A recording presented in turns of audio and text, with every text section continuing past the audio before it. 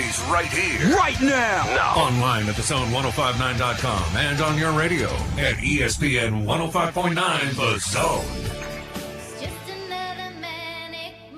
Monday, welcome into the show. I'm Matt in the Bureau, the Farm Bureau studio, Farm Bureau Insurance. Go with the home team. They are your home team at Farm Bureau Insurance. Sven said it right out of the chutes.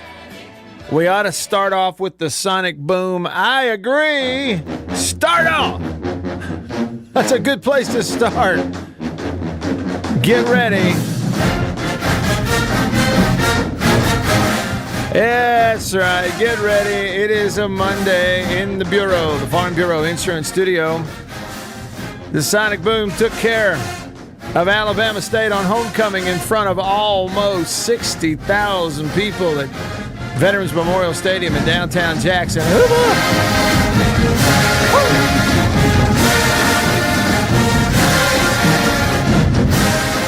And look here, I don't even know where to start. All right, so tip of the cap, my Mississippi cap from the Mississippi State University Golf Course. Tip of the cap to Jackson State. Coach Prime went on homecoming in front of a huge crowd. Big tip of the cap to Jackson State fans. I'm live with you here on this Reaction Monday. I'll be here for 2 hours. We're normally a 3-hour show. I'm here for 2 hours today, so I'm here with you live from 12 to 2. And, I mean, look at my notes. All right, LSU and Ogeron. Kiffin versus Tennessee fans. Bama whips State. Dak and the Cowboys win in Foxborough yesterday. Georgia. And oh, by the way, chop, chop, the Braves walked 2 games off against the Dodgers. Where do we start?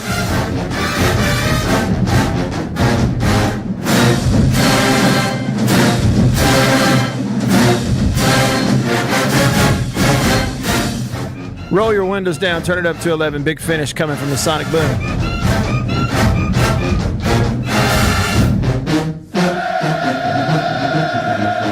Here we go. All right, so lots of ways for you to be a part of the show, and I hope you will be. You can comment on the live stream. You can call me. You can text, and I hope you will. Hit me up on the live stream. It's easy to do. Type it in there on the comments. If you're on Facebook or YouTube, just hit comment and boom, I can see it all in one place. John just commented on Facebook, said, Hail State and go Braves. I mean, look, for me, the positives, the fun, positive experiences over the weekend were watching the Braves win twice, both with a walk-off. Watching the Cowboys win yesterday, watching the Chiefs win yesterday. Those are the positives for me. I didn't get to really see hardly any of the Tennessee-Ole Miss game because it was going on while we were calling the state game in the radio.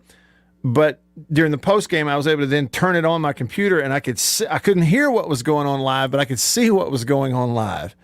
And so that was I just hadn't seen anything like it in my lifetime in a football game. Now, I know you've had basketball games where stuff got thrown on the floor. You've had games where something got thrown on the field, but it was like one whiskey bottle, okay, or like one shoe.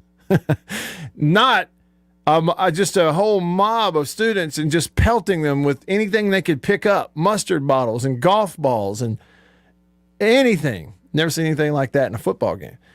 So just incredible. Just incredible. And then the results on the field. You know, it's like all these off-the-field stories, by the time we get back around here to Monday, have taken over sort of the on-field stuff. I mean, Ole Miss picks up a huge road win in the SEC at Tennessee, in a tough place to play. And Tennessee gave them a game, but Ole Miss comes out of there with a win. You know, Alabama looked like Alabama the other day. That was a case of a team with a huge talent advantage playing well versus a team with a talent disadvantage playing poorly. What do you get? 40 points difference. That's what you got in that ballgame. Alabama just whipped State in any aspect of that football game you could think of, really. I mean, outside of Brandon Reeves getting back for State and being really good and kicking 3 field goals, other than that, I mean, it's just an absolute thorough whipping that Alabama put on State. And then, of course, you know, Dak and the Cowboys, I had a ball watching that yesterday. What a heck of a ball game. And then to win it in overtime. And It should have never been into overtime, but it was. You have the question mark about Will Rogers coming out of the Alabama game, the AC joint sprain. I got my hand up. I've had one. I've experienced that. My last game of high school, I've had them multiple times, but the one I remember that was the worst was injured that AC joint in my last high school football game, and it took me out of the entire basketball season. I missed all the basketball season my senior year of high school. So for young athletes like that, I can tell you from firsthand, sometimes it can be bad enough to just take you out. But also at times it can be something that's not bad enough that you can't play through. You just got to be able to take the pain, So I don't know where to start today. There are so many different places to start. LSU's getting a new coach. We all saw it coming now. It is official. It's just not going to happen in the middle of the year. They're going to finish the year with Ogeron. But, I'll be honest with you, it's a really weird atmosphere in and around that LSU program right now, having made the official statement that we're cutting loose Coach O here after beating Florida. So they made the decision before the Florida game, one way or the other, win or lose. We're going to go ahead and announce it. We're cutting ties with Coach O at the end of the season. You go beat Florida, and then you come back and announce on Sunday we're firing him. Or we're, a separation agreement. We're going to give him his buyout money and all this stuff. And all these weird, kind of just, ugly details of some of the off-the-field behavior and stuff with him that they allow to get out there. And then they have the press conference, and it's all about him, and it's all about legacy and all this kind of stuff. And he hadn't been there that long. He does have a national title, yeah, but we're still going to coach this team. I just don't know that – I don't know what they're thinking at LSU, honestly. Like, I get why you're doing what you're doing, just the way you're doing it and the timing of doing all of it. What about the kids on this team? I mean, they have a lot to play for, don't they? No, they're not going to go win the division this year. But, don't you have to prioritize the players on this team? Don't they come first over a coach who's on the outs, who's behaving like a spoiled brat out here on the streets, who you're going to give him $18 million to walk away in his bank account? Don't you prioritize the players on the team before you prioritize him? I mean, don't you prioritize the players on the team right now ahead of a multi-million, billion-dollar athletics department and its goals of going ahead and finding a new coach? Don't you prioritize the players on this team before all of that? What are you doing, LSU? I just don't like any of it. So we can get into all of that kind of stuff as well. Take a breath. Here's what we're going to do. We're going to hit the phone line right out of the gates, the Davini Equipment phone line. Davini Equipment in Madison and in Jackson, your Kubota dealer. And the phone line number 995-1059. It's a 601 number, 995-1059. We're going to hit the phone line, and then I'm coming over to the text line where I got Unnamed, I got Rebel Rex, Olivier, Thibodeau, Nick, DT, Danny, Denzel, Bass Dog, many, many more, and a whole bunch of comments on the live stream, and we'll start off on this Reaction Monday. All right, so over to the phone first. Lynn on line one. Well, Lynn, it didn't really work out, did it? No, man, it didn't. I thought I'd go ahead and call and say, you know what? I was wrong, but I would rather have been wrong like that than right saying we was going to lose. I would rather be wrong believing it than right in the loss. I really would be. And I'll be just like that next year and next week and every other week because that's just how I'm built. So I ain't worried about that. I don't care who wants to make fun of me or whatever. I have a head and a brain, and I do use it. But when Mississippi State's playing, I turn it off, and I'm all about heart with it. So that's where that's at. Yeah. But well, what was your real quick? We got beat every way you can get beat. Yeah, that's it.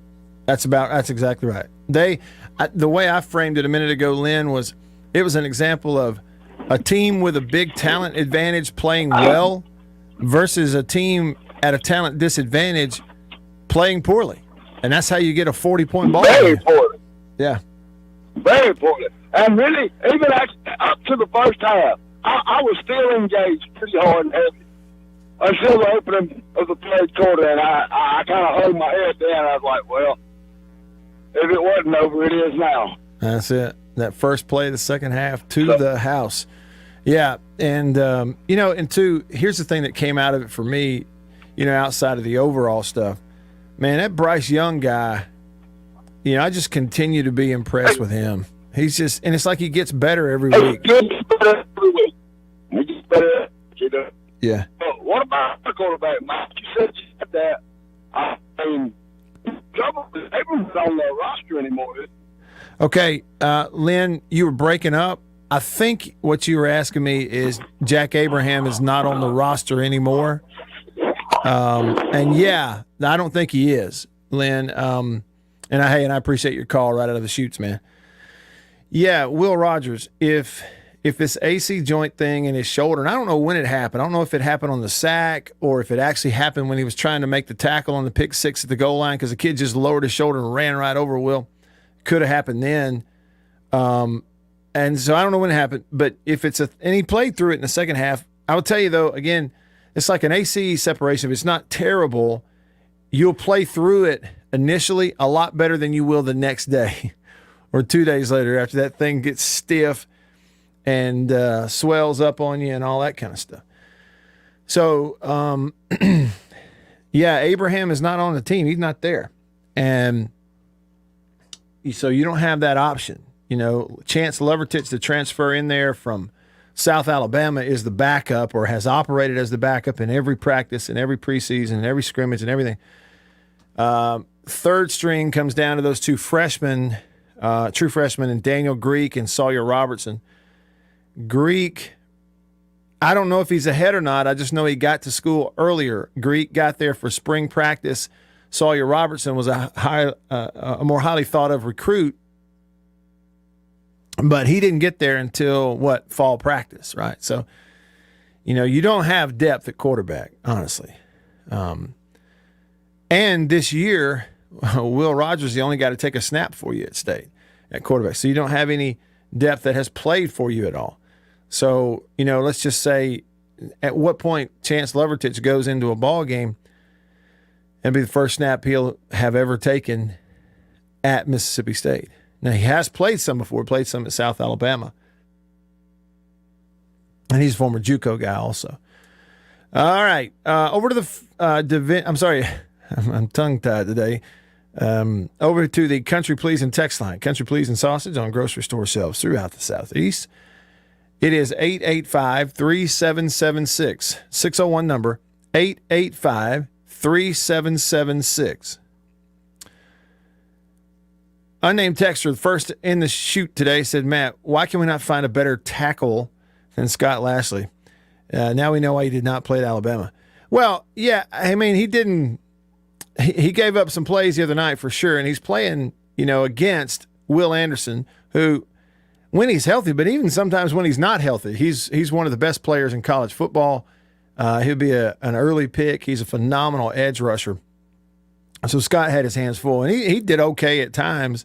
And throughout the year against other players, Scott's been pretty good. Okay, so yeah, this is let me just tell you, I don't know your name. This is the kind of thing.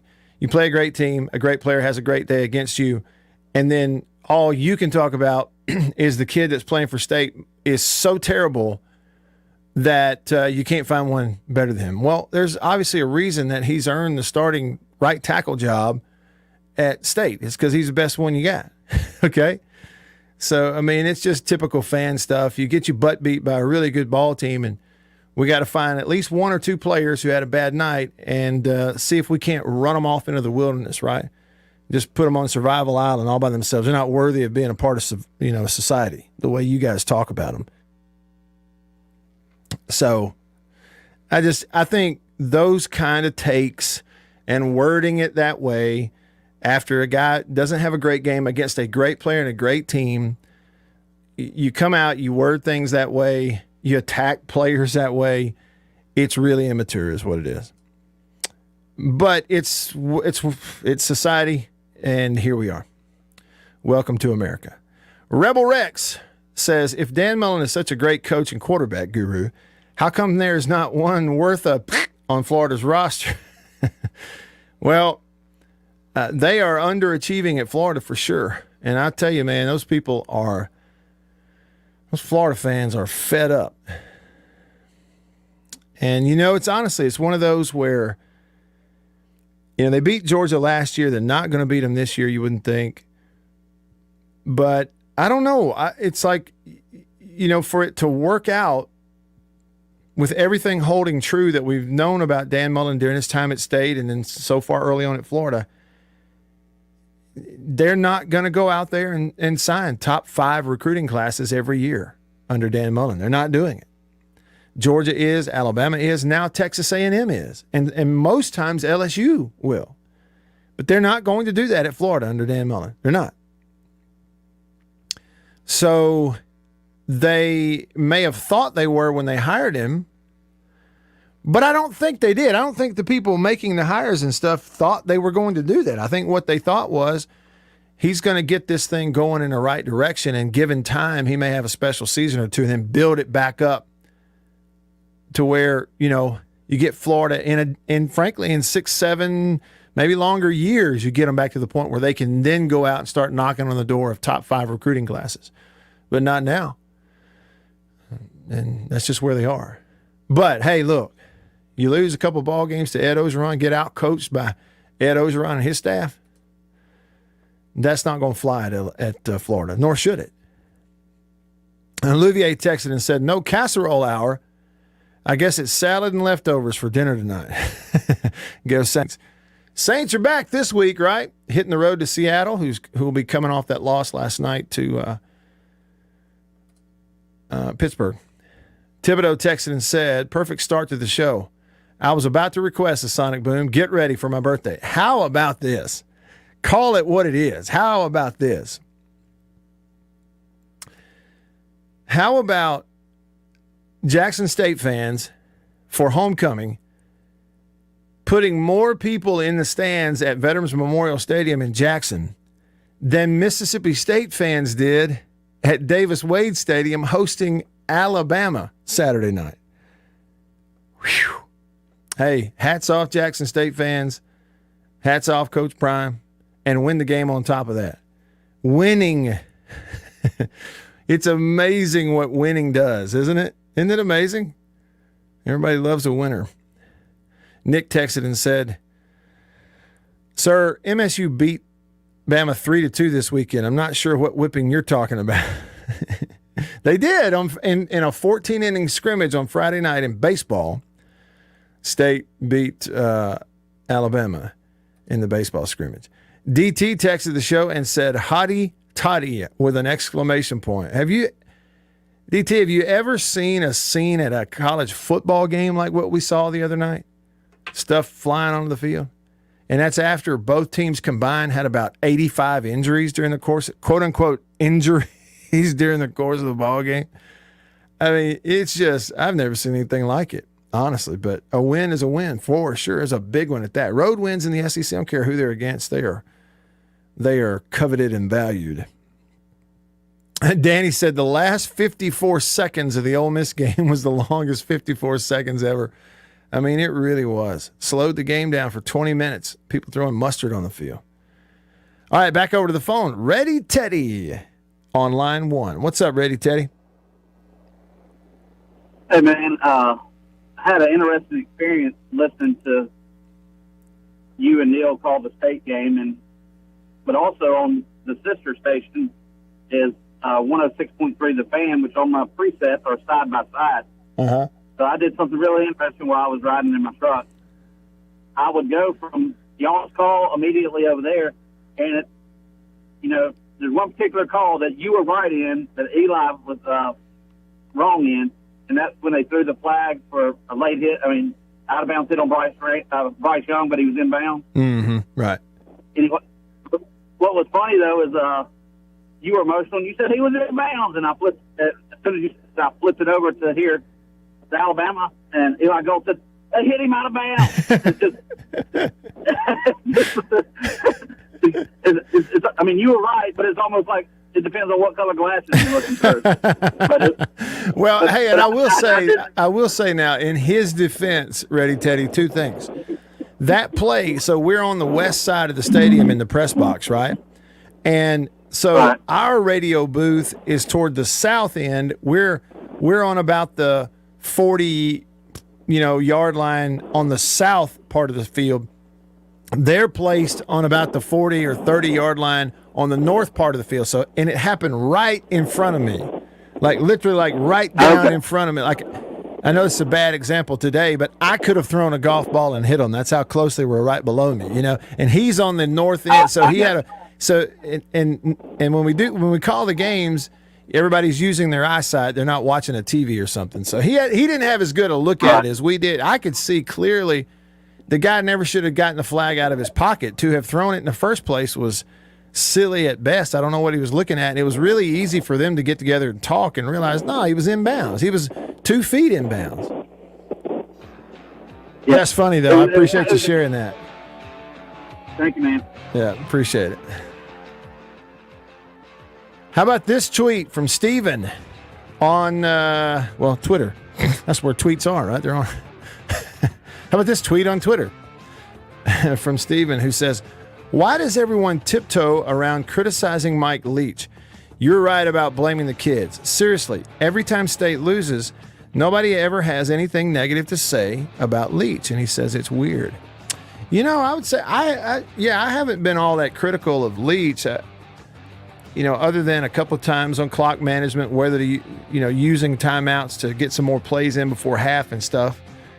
A few times, but you're right. Hadn't necessarily been critical play calling and all that kind of stuff. You're right. I mean, I haven't. Some have, but I haven't. Where should we be critical, Stephen? I'm curious what you John's think. 360 Coatings are the best coatings around for your vehicle, aircraft, or marine detailing. And now we want you to try their new Super Blue Speed Coat. It's a superior ceramic spray sealant that provides premium protection. After these messages, we'll be right back. For double enjoyment, reach for Beech Nut Peppermint Gum. It sparkles your smile, your breath, your whole sense of enjoyment. Beech Nut Peppermint in the familiar yellow pack. Jeans do come true.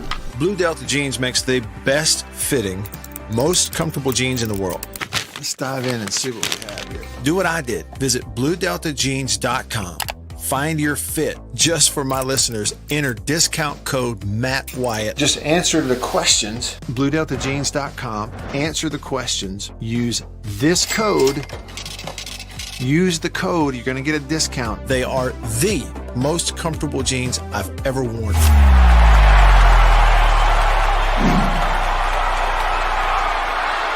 Farm Bureau Insurance stands ready to provide financial relief to our communities in this time of crisis. This includes a one-time credit to all personal auto policyholders, a donation of $500,000 to the Mississippi Food Network, and additional payment options for those hit the hardest, all while continuing to service customer claims as well. But this is the time to go above and beyond. These are a few ways we're keeping the Farm Bureau promise. To learn more, talk to your agent or visit us online. Go with the home team.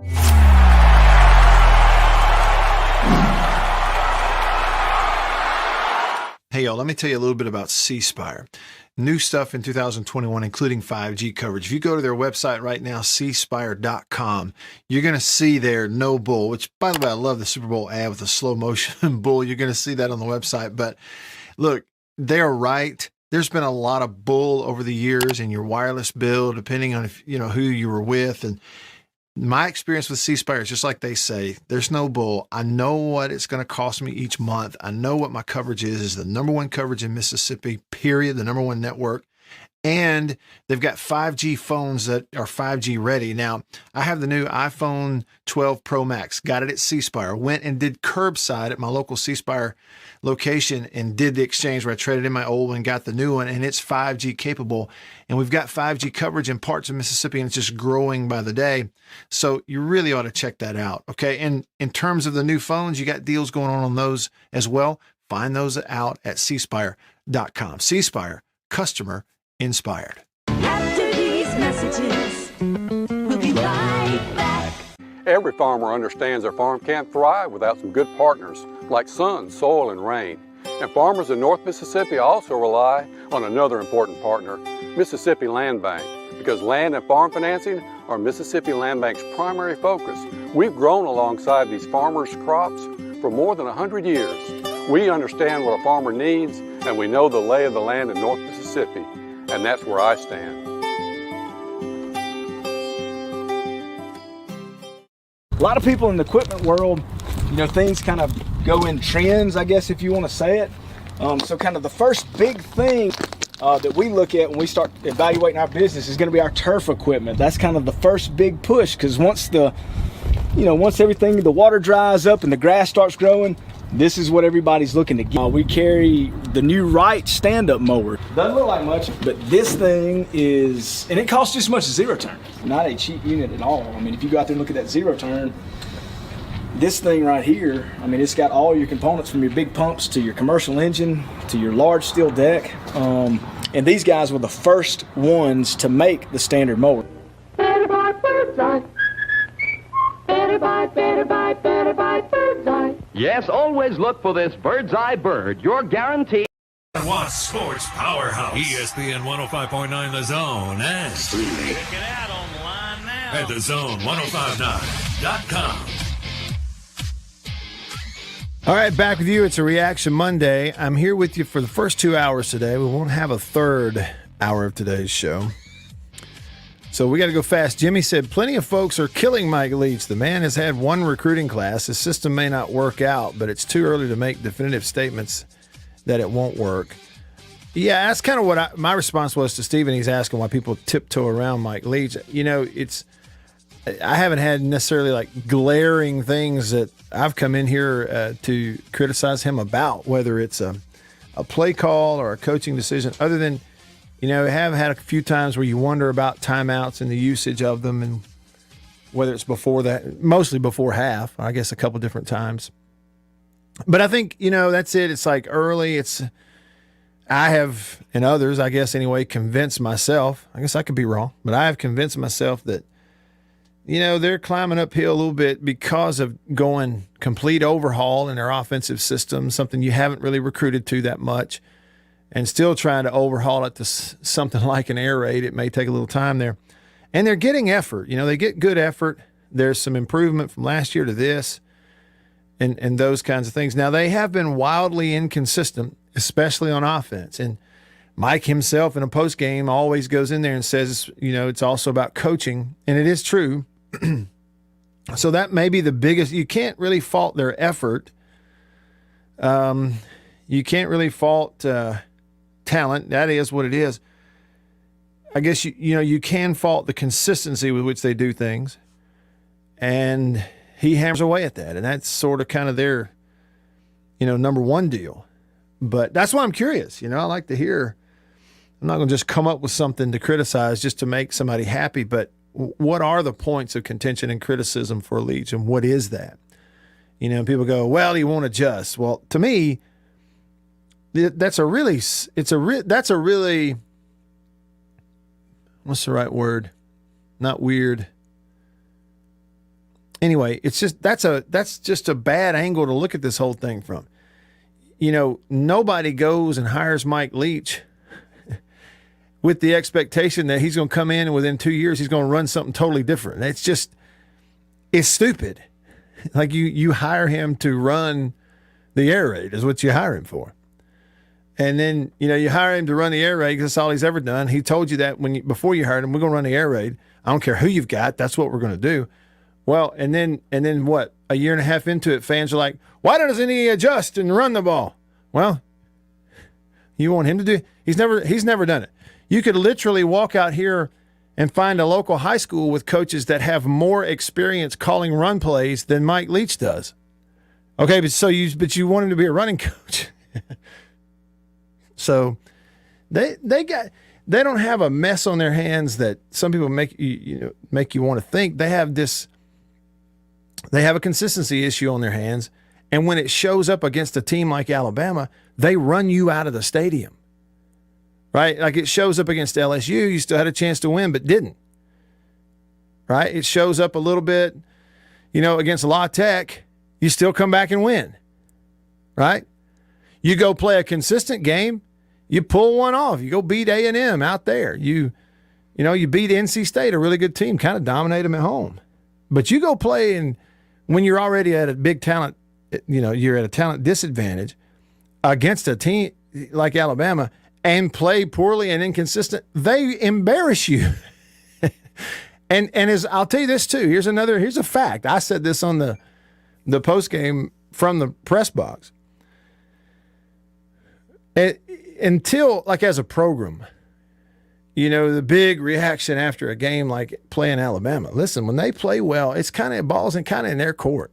They are so talented, and when they play well, they're going to beat you. Period. End of story. So the issue is like until, like, if you're State, a team like State, a program like State, until you close that talent gap a little bit,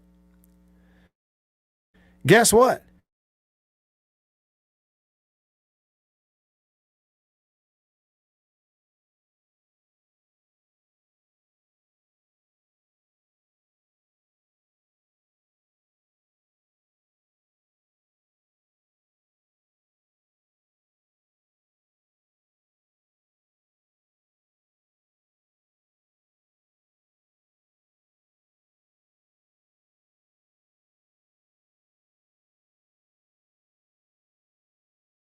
Have and picked them off 2 weeks ago. Why? Because they outplayed them, and Alabama would tell you that.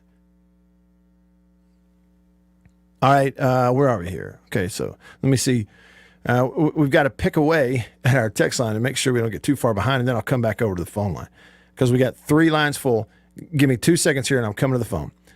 Denzel said, Matt, once again, Alabama's the headlines for the wrong reasons. Viger High School defeated Williamson 28-12 just a few hours after a postponement due to a shooting at the game Friday night with 6 minutes left in the game. That's right. It was in Mobile. It was at Lad Peoples Stadium. I need somebody get me a statement from Kirk. All right, back over to the phone line, Davini Equipment phone. Rooster on line 1. What's up, Rooster? No, listen, I'm still floating over A&M 2 weeks ago. I'm still in a good mood. Talking about A&M beating Alabama, I'm still floating. It's going to take a lot to bring me down, you know. I see. But listen, Leach was not hired to run the air raid. He's hired to win games. And in 2 years, he's got 2 wins. LSU last year and A&M this year. That's it. Got to do better. No question. And next year should be it. Next year should be it. If he can't win at least 4 SEC games next year, then he just cut bait because the airway ain't working. And then we talked about, when I talked to you last, about the best athlete on the team, Mr. Griffin. Tulu. 2 touches. 2 touches for 15 yards. That's it. Not good. So, and I'm still at Leach Beach. But I'm going to print 1,000 shirts to say beat Bama. But I'm not going to print them next year. No, I'm not. It doesn't look like it's going to be in the lead year. You got to have a shot at beating them. But that was embarrassing. And then, hey, you know, I want to ask you a question. Don't let me forget about the attendance at Alabama game. I was shocked when you just made that statement that we put more in Memorial Stadium. You sure did. They announced, I want to say it was 58,000 at Veterans Memorial in Jackson for the Jackson State game. I think it was 58,000. And I think what they announced in Starkville was like maybe 53,000 or something. It was only 53,000 in a 61,000 seat stadium. Well, yeah, and it was not full. You know, I can't when I'm in there, I can't see over my head on the west side to see what the upper deck looked like on the west. But I know the upper deck on the east side, up in the northeast corner, had empty seats, and so it was not a sellout. Well, there we go. That's 8% capacity. At $50 a pop, you know how much money that is? That's a lot of money. That's a lot of money. Yeah. But no, Jackson State didn't have 50,000 people at that game. No way. I was there. Okay.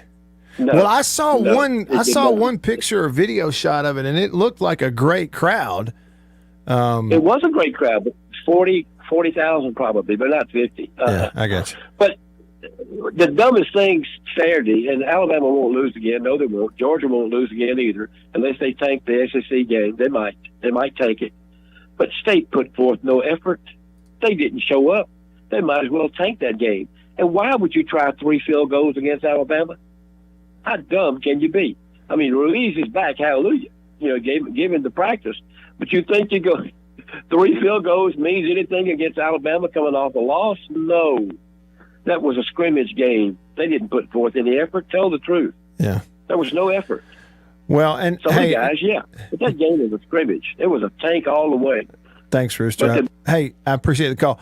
And there's something I looked at too. Those early drops. There were 3 early drops from state receivers on slant routes, right? And it's kind of like the most basic throw and catch part of the air raid stuff. They do it so much, and Coach Leach was pretty perturbed by these 3 straight drops on slant throws, and there were 3 different receivers, and that was the first signal I had in my head. The light bulb goes off. You're like, whoa, we got some guys that are maybe just a little bit intimidated by this, and that's not good. Now, and I hate to use the word intimidated. I just can't come up with a better one, because that's routine. Like those guys at practicing in other games are catching those easy slant throwing catches with one eye shut and can catch them one-handed, and then they go out there and drop them against Alabama, which kind of gave you an idea that no, that the mindset may not be there. And that was early. And then turnover, and it was just a whipping right out of the chutes. And I think it was a whipping physically and mentally right out of the chutes. I really do. Thibodeau, I got like 1 minute. Sorry it took so long to get to you. Thibodeau on line 2. What's up? Hey, can you hear me? Yep, got you loud and clear. Good. All right, so I want to comment on the Tennessee issue because I've got what I think is a differing opinion than other people.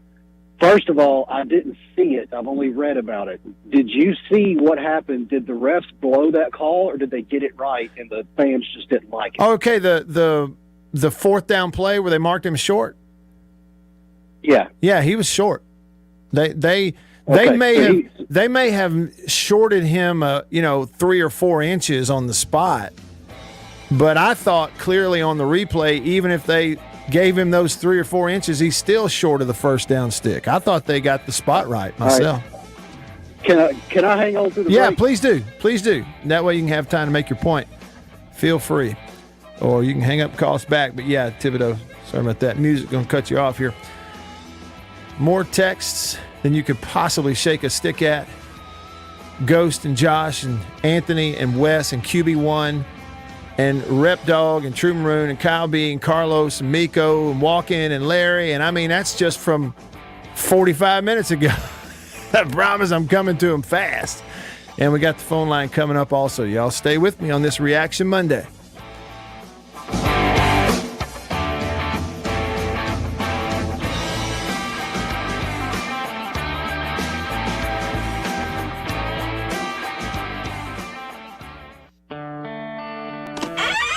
After these messages, we'll be right back. Arrived today. Jeans do come true. Thank you, Blue Delta.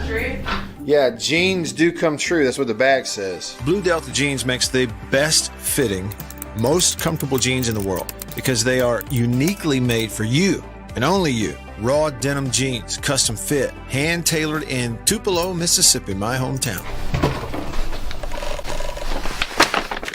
Let's dive in and see what we have here. Do what I did. Visit BlueDeltaJeans.com. Find your fit. Design a jean. And before you know it, you'll be addicted. Just for my listeners, enter discount code Matt Wyatt, all lowercase. Again, that's if you listen to me, you can use discount code Matt Wyatt, all lowercase. And at checkout, you're going to get a 10% discount off your order. So I just went online, ordered them. BlueDeltaJeans.com. A couple weeks ago, went in. I didn't go get measured. I just entered, what I knew about myself. I just answered the questions, and here they are at my doorstep a couple weeks later. Nice. Yeah, Blue Delta. Nice. I'm happy. I've known the Blue Delta team for years, and I'm thrilled to have these guys on as a sponsor of this show. Blue Delta's Virtual Tailor is a fun and easy way to get yourself into the best fitting pair of jeans you're ever going to own. Bet you never thought you'd get a butt shot out of me, huh? How about that? Just answer the questions and they fit absolutely perfectly. They couldn't fit better. So just go online, BlueDeltaJeans.com, answer the questions. It's amazing how they do it. They will fit perfectly. You're not going to find better material and better feeling pants, period, anywhere. BlueDeltaJeans.com. Use this code Use the code. You're going to get a discount. They are the most comfortable jeans I've ever worn. I promise you that. And I know that you are going to love them too. Make sure you use the code. And remember, jeans do come true. After these messages, we'll be right back. Let me tell you about an ice cream can't be beat. The very best tasting you can eat. It's Meadow, Meadow, Meadow, Meadow Smooth Freeze Meadow Gold. Go to your ice cream man today, and here's the word that you should say. Oh, give me Meadow, Meadow, Meadow Smooth Freeze Meadow Gold. And remember, folks, Meadow Gold is mighty good. For double enjoyment, reach for Beech Nut Peppermint Gum. It sparkles your smile, your breath, your whole sense of enjoyment. Beech Nut Peppermint in the familiar yellow pack. 6 o'clock, dinner time. Thank goodness for Jell-O Instant Pudding. Yes, thank goodness for Jell-O Instant Pudding. The terrific busy day dessert you can make at the very last minute. See how quick and easy. Just add it to cold milk and beat it up. That's all. By the time you're ready to eat it, it's all ready for you. Jell-O Instant Pudding, made by the famous Jell-O folks. So creamy, so nourishing, so delicious. No other instant pudding is quite the same. Stock your shelves with all 7 flavors. The good busy day dessert. Jell-O Instant Pudding.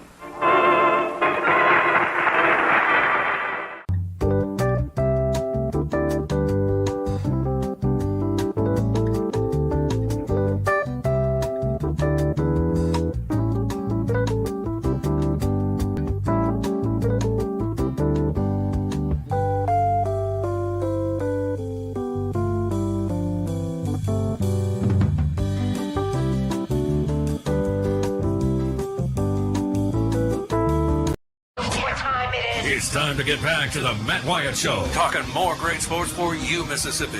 Online transmission is ready, sir. Live online at thezone1059.com and Keep your radio turned on. to ESPN 105.9, The Zone. All right, back with you here in the Bureau, the Farm Bureau Insurance Studio, Farm Bureau Insurance. Go with the home team. They are your home team at Farm Bureau. Your local hometown heroes, that's your Farm Bureau insurance agents in all 82 counties. Going fast on this Reaction Monday. Really appreciate y'all tuning in and texting and commenting on the live stream and get to as much of it as we possibly can here today on this Reaction Monday. I'll be with you for the first 2 hours of today's show. Big Enos texted the show and said, where was Kirk Herbstreit's take on the UT fans throwing things at Ole Miss? I saw no crying or claims of toxicity. What's the deal? You won't see it, Big Enos. You won't see it unless it's a personal axe to grind for someone like him. It'll all be about clicks, and everybody else has already gotten them.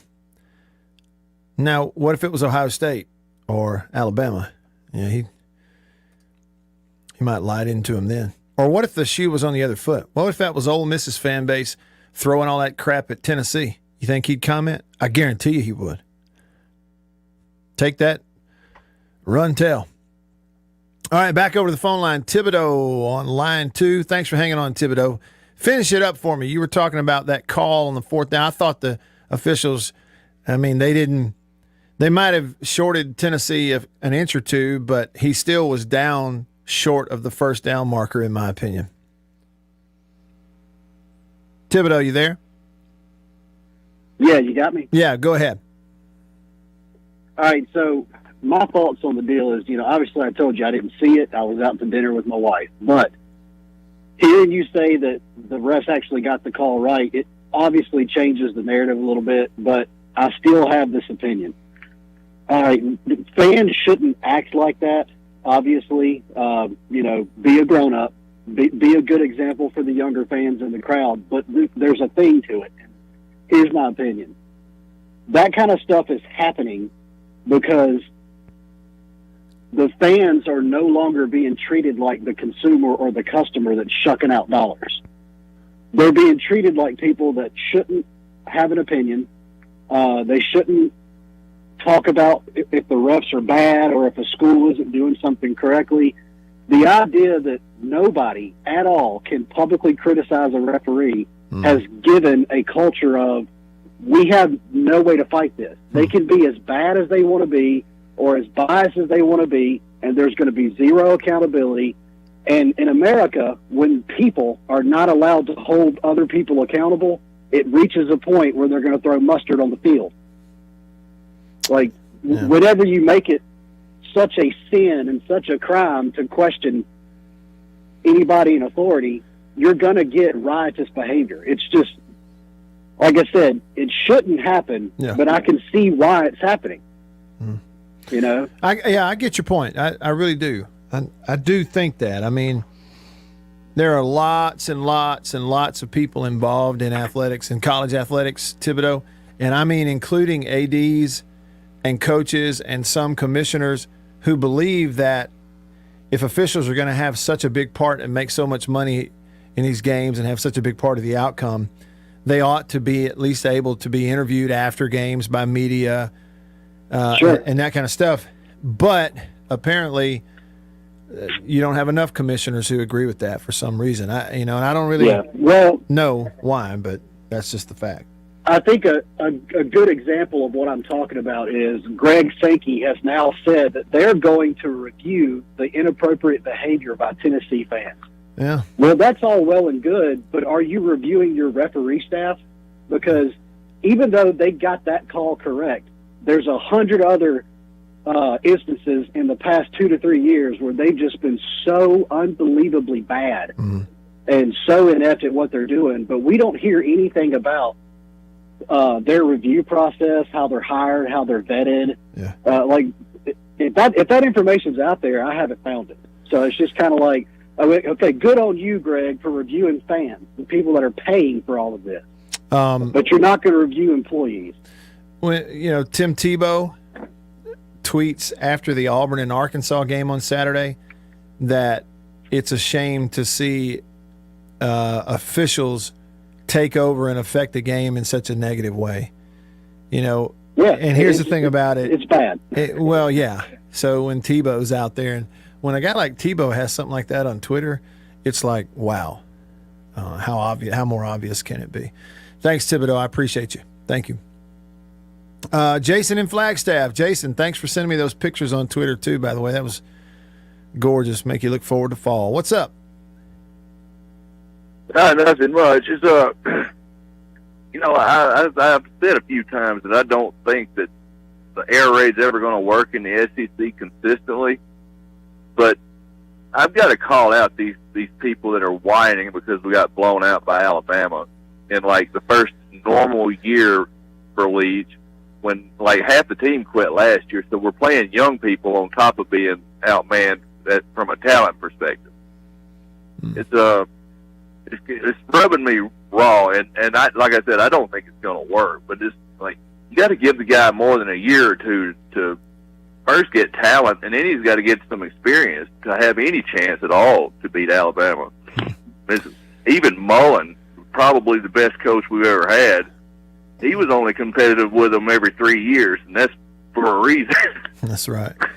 That's right. Well, and the two that I could think of again was he had Dak, and another year he had Fitzgerald. Yeah. And the good year with Dak, didn't he? Wasn't the offensive line almost all seniors that year? 14 on top of that. Yeah, 14. You had a bunch of older guys on the line. Yeah. Yeah, that's what I was thinking. I'm like, almost every time he was ever competitive, and once games maybe he shouldn't. We had a pretty senior team. Yeah. Well, so, and Jason, what you're pointing at is, look, what you're pointing out is the exact same thing I was pointing out last week. You're going to play the games. Our interest is still there. But it's like I kept pointing it out during the course of the week that it's kind of not to make an excuse preemptively, but to show everybody what you're up against. And the fact is, again, I made this statement on the postgame show. We hadn't been through with the game 15 minutes, and I'm on the postgame show from the press box, and Bart and Charlie were at the restaurant, and I told them, look, until a team in a program like State closes that talent gap a little bit with a team like Alabama, you're going to get beat by 40 over and over and over again.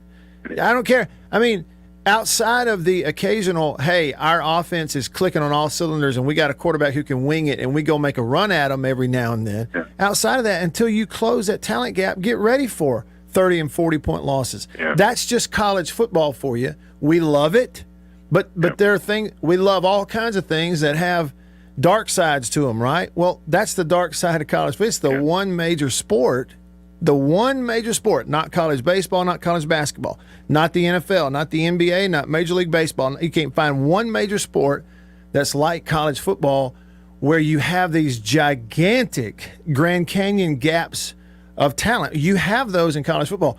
No, it doesn't take our interest away from the game because we still want to be there when and if the upset happens.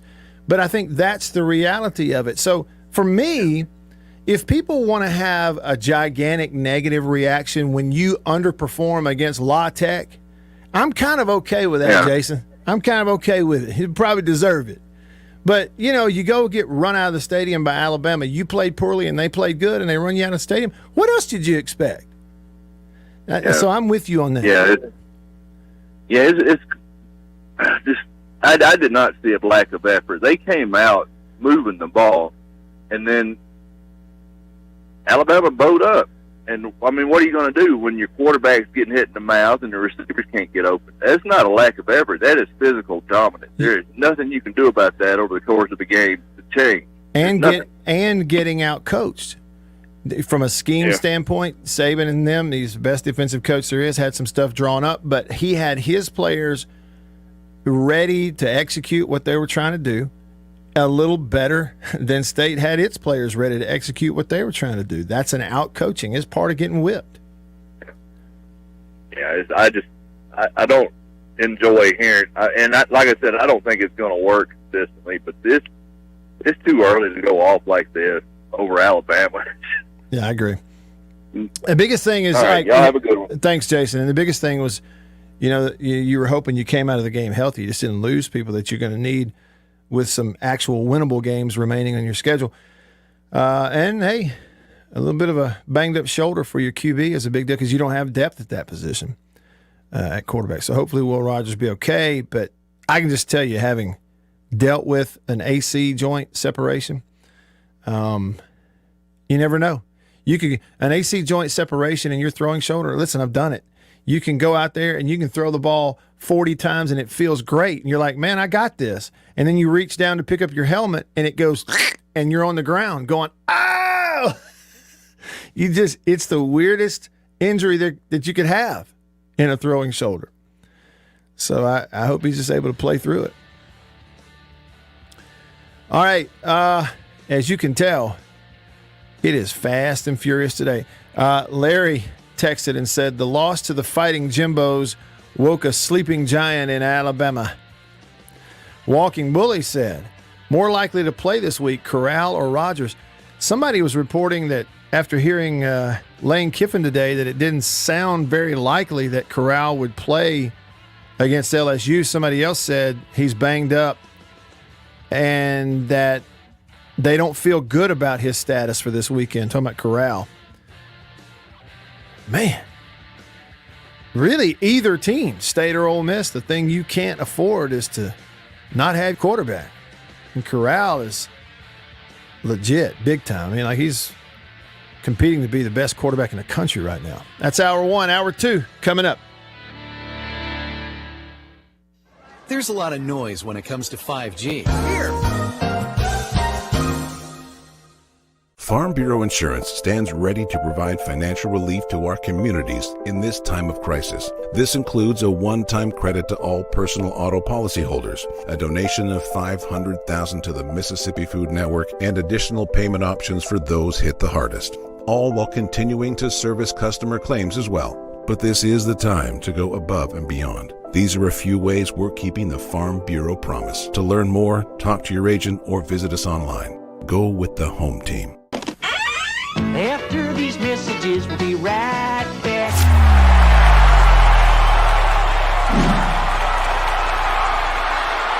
We are about to have a fire and cook some sausage. A country-pleasing sausage is outstanding whether you cook it over a fire or in the house. Cook some of this right here. It's green onion flavor. You see that?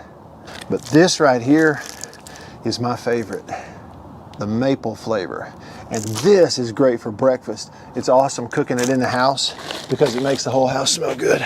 Oh yeah. Let's eat country pleasing sausage, the best, hands down. If you go to countrypleasing.com, you can actually order this and deliver it to your house. Country pleasing sausage, hands down, the best. Trust me.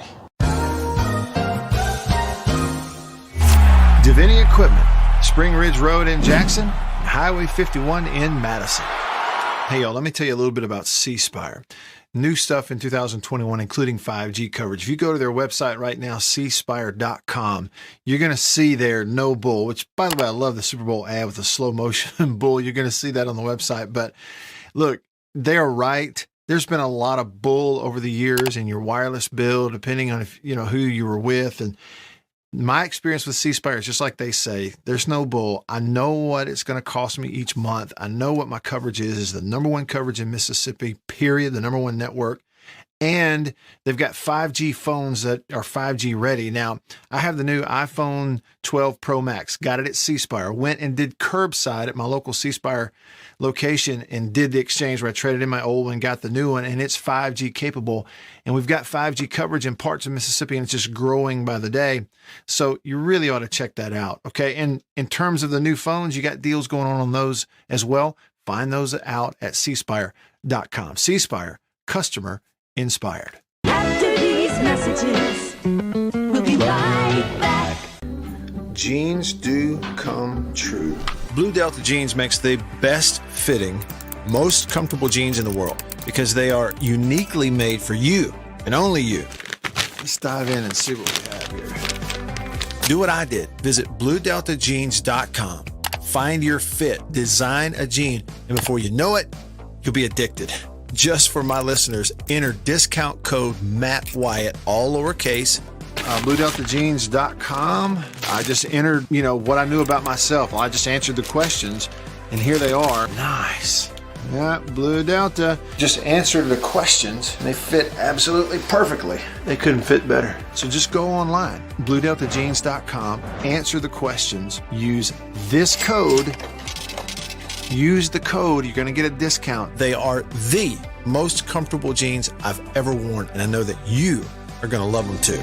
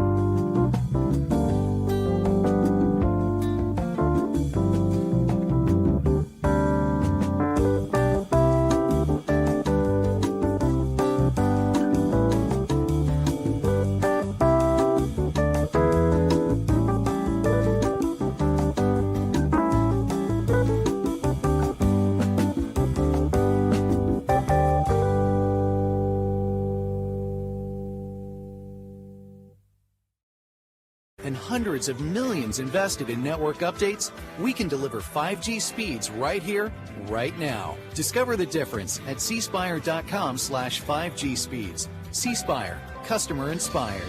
Details at cspire.com. WRKS Pickett's Jackson. Time!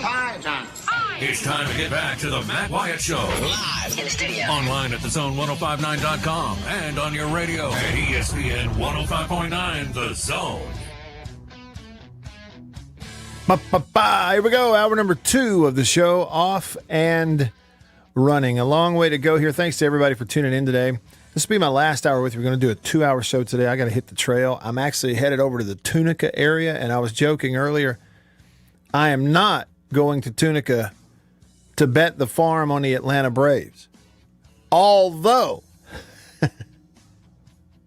after Saturday night and then again last night, it just might be their year when you see how they won the last 2 nights. Now, I got some other stuff to go to the Tunica area for, so I got to hit the dusty trail a little early today. So we won't have a casserole hour, but we got an hour left together starting right now. So I'm going to the phone first, and then I'm going to hit this Country Pleasing text line hard. 885-3776. Text the show. 601 number, 885-3776. And I'm going to see what Miko and Carlos and Kyle and Wes and Josh and Ghost and QB1 and Anthony and True Maroon and Kyle and Unnamed and Derek and Bama Fan and H-Day and Joe and Bass Dog and Jeremy, MSU 1980, everybody coming to all y'all. And it won't be long. First up, though, on the Davini Equipment phone line, Mark hanging on in Vicksburg. Hey, Mark, thanks for calling. What's up? Hey, Matt, we'll be listening to your show on our station a little later on, so I figured I'd get in on this thing here. Mark, it's great to hear you. Good to talk to you. I decided I'd have to call in for my third point, but I want to make 2 quick ones first if I have time. Please do, yeah. One, anybody who watches a TV broadcast and does not listen to you and Neil on the radio are making a vast mistake. You guys do a great job, and everybody needs to realize that because you're missing a treat if you're not listening to the broadcast. Number 2, been a State fan for 55 years and followed them through all kinds of adversity, good years, bad years, times when, we've had penalties that shouldn't have been called on us and all other kinds of things. And I believe State's going to win some more games this year. If we can beat A&M, we can beat Kentucky, we can beat Arkansas, maybe even Ole Miss. A little bit concerned about Auburn, but everybody needs to hang in there and be patient. And patience is what gets you. Changing coaches every 2 years is never going to get you a national championship, I can assure you. I want to say one other thing, too, Matt, about this situation in Tennessee. Mm-hmm. I've been to a few football games, and I have never considered throwing anything out of the stands. I think that people need to stop using some kind of excuse like referees cause people to do that. We learned from our parents not to do things like that. And we need to realize as citizens, when you go to a ball game, that you act accordingly. You're getting a treat. And even though, yes, you're paying for it, it's a wonderful experience, I think, both State and Ole Miss to go to either one of these facilities. And I'm just glad nothing has happened like that here. And I do want to say that this bad behavior is going to reflect badly for a long time on Tennessee, and you sure don't want that at State. To use an example, just think about the bad behavior of Coach Woody Hayes. I bet you more people remember what happened with him than they remember anything that he ever won at Ohio State if you ask somebody that. That is a really good point, That's Mark. a long rant, Matt. It's okay, and you're right. Because you take Woody Hayes, for instance, that was a long time ago, and I don't remember, me as a kid growing up, I don't remember anything about Ohio State football other than I can, as far as Woody Hayes, what I do know about him is I've seen the video clip they've showed over and over again of him punching a guy. And so you're exactly right. That kind of stuff will stay with you. And what I'm really curious to see, Mark, is what the league, if anything, is going to do from a punishment standpoint. I mean, if we are, as a league, fining teams and schools whose fans run out on the field in celebration, surely there's a fine or some sort of suspension of students with it for throwing things on the field at opposing players. I mean, there's got to be, don't you think? I think so. And one thing that Richard Cross brought up on the Ole Miss broadcast at the end that I am curious about, and you may know the answer to this. He said in basketball, they will give a technical foul to fans when they throw things out, technical foul on that home team.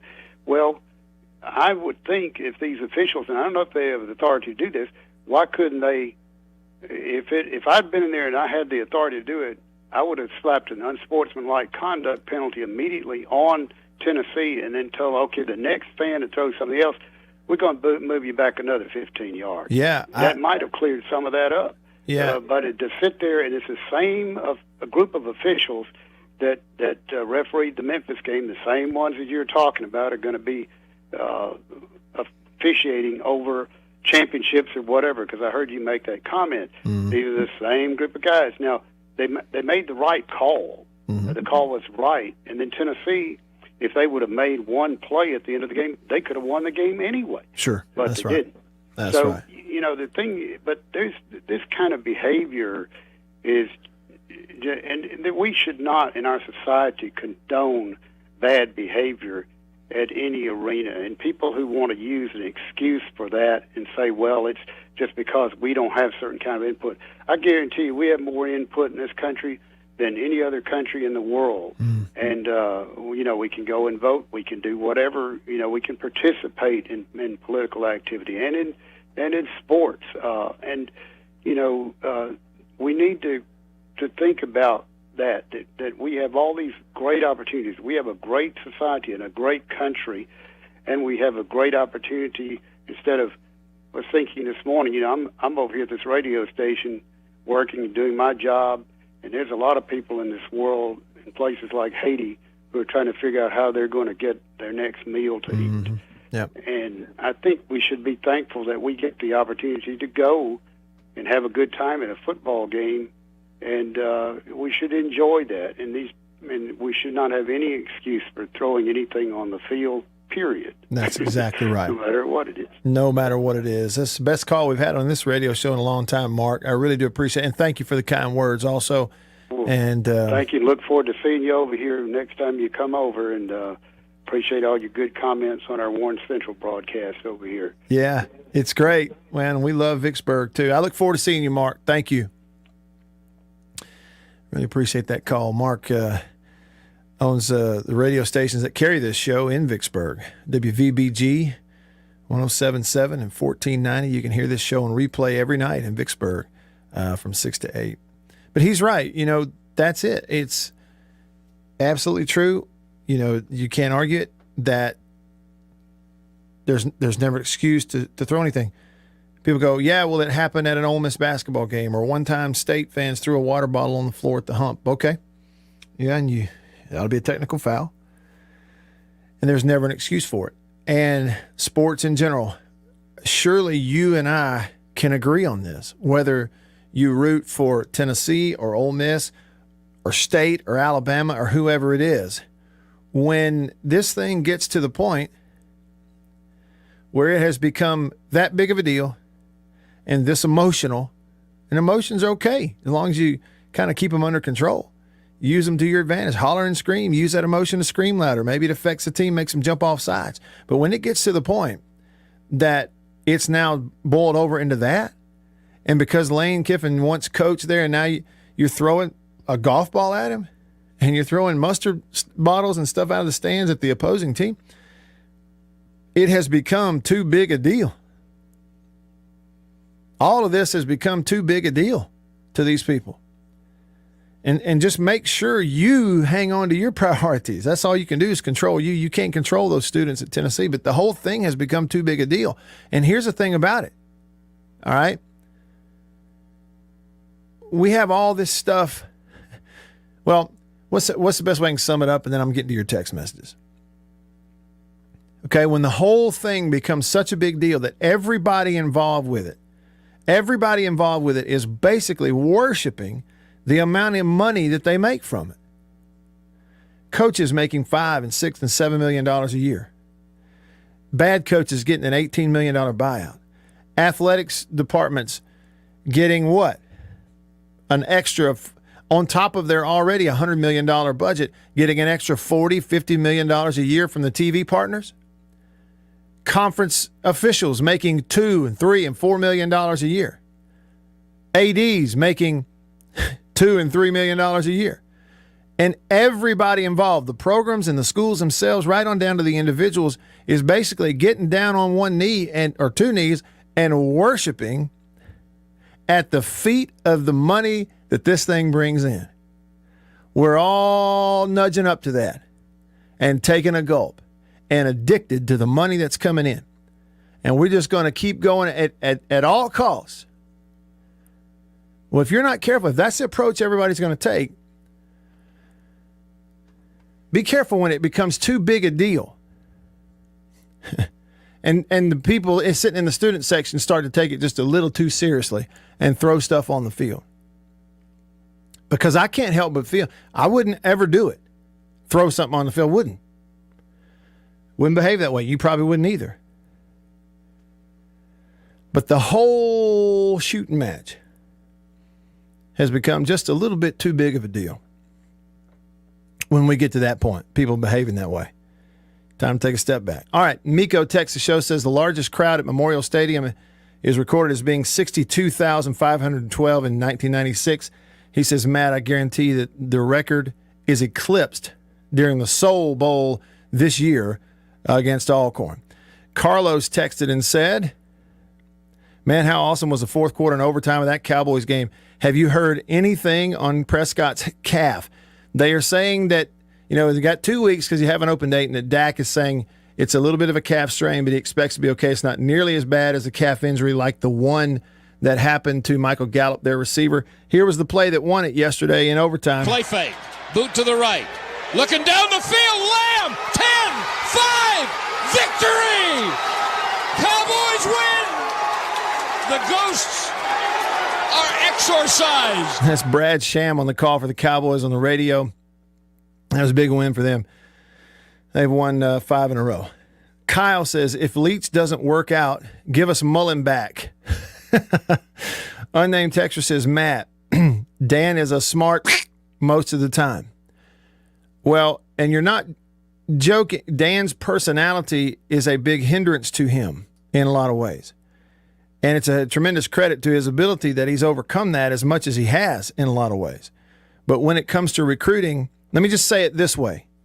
In recruiting, a big program should never have a scenario in recruiting where a recruit and his family comes onto campus and you take him everywhere and see everybody before taking him to the head coach. Zach in Wichita says, hey, Matt, what do you think is the key to improving our ability to score in the red zone? Practice. So, practice and play somebody other than Alabama. From Sark Dog says, I'll be critical of Mike Leach for leaving Will Rogers in the game after he was injured. If I were Will's father, I would have been in Starkville yesterday loading up his stuff, and Will would be entering the transfer portal today to make him continue to play injured against that ferocious pass rush, and in a game you had no chance of winning. Sark Dog, that's a bad take. He wasn't that hurt. If it was me, I'd have stayed out there and kept playing too. And if you had some competitive fire in your gut and had ever competed, you'd know what I'm talking about.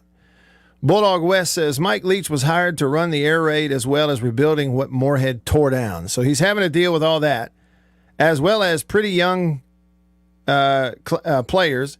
I think he's doing a fine job so far at Hill State. That's from Wes. Josh said the attendance number he saw for Jackson State was 53,500. Well, maybe I didn't see the right one. I'm not sure. Have to go look it up. I'm sent something here that says, from an unnamed texter, says some people need to hear this.